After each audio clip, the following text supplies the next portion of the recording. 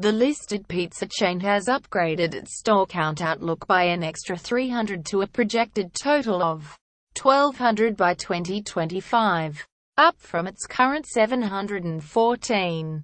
Globally, Domino's expects to have 4,550 stores within the decade. It comes as Domino's reports a record full-year profit of $92 million in the 2016 financial year, an increase of 43.6%. Total network sales were up 32.7% to $1.964 billion off the back of strong same-store sales growth.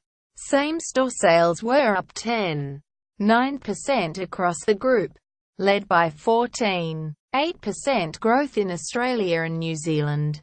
Before-tax earnings in Australia and New Zealand were up 28%, which Domino's credits to disruptive digital initiatives centered around faster delivery, more efficient ordering and payment platforms.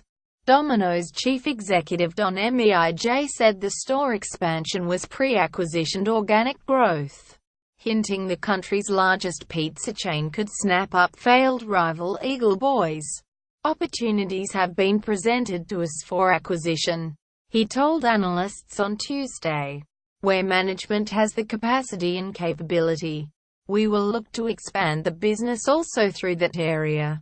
Mr. Meij said Domino's cannot get them open fast enough to meet pent-up demand, even with 1,200 stores.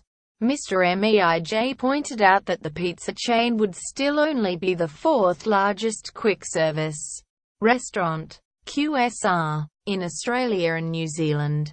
Currently Domino's only takes 2.7% of the fast food market. We're big in pizza but we're tiny in fast food.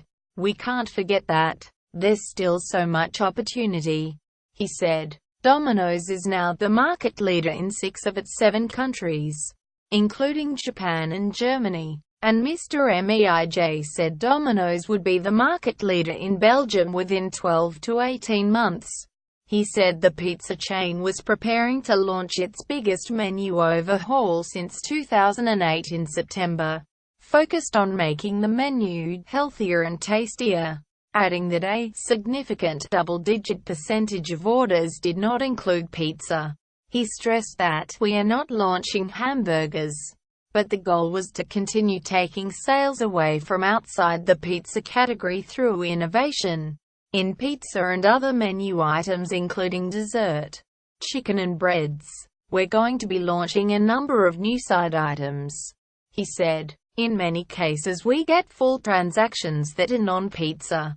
We are also launching 2 new menu items in the second half which are firsts for us.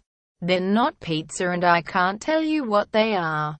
Domino's is offering its strongest ever guidance for the 2017 financial year of 30% profit growth and before-tax earnings growth of 25% after strong start to the financial year with same-store sales up 8.9%. Mr. Meij also hit out at misreporting of unfortunate research released last month by Deutsche Bank which suggested the pizza chain would take a hit to its bottom line as a result of a new penalty rates deal. We have been preparing for this for a number of years, he said. We expect despite labor increases we will have another record year. There was some unfortunate research that was presented into the market a couple of months ago that confused our shareholders. He said franchisees were sharing in the great success of the business, with some up 25% in store profit, and drivers had already received pay increases in the first 5 weeks of the year. On the collapse of Eagle Boys, Mr. Meij said, "Nobody likes to see somebody fail. But the lesson was the customer has to be at the center of everything you do and you can never take that for granted. If you do that, your franchisees will benefit, your team and shareholders will benefit." Frank.chung at news.com.au. Sugar, fat and salt are the 3 big nasties in our modern diet. And they're lurking in junk food, those delicious treats we can't resist.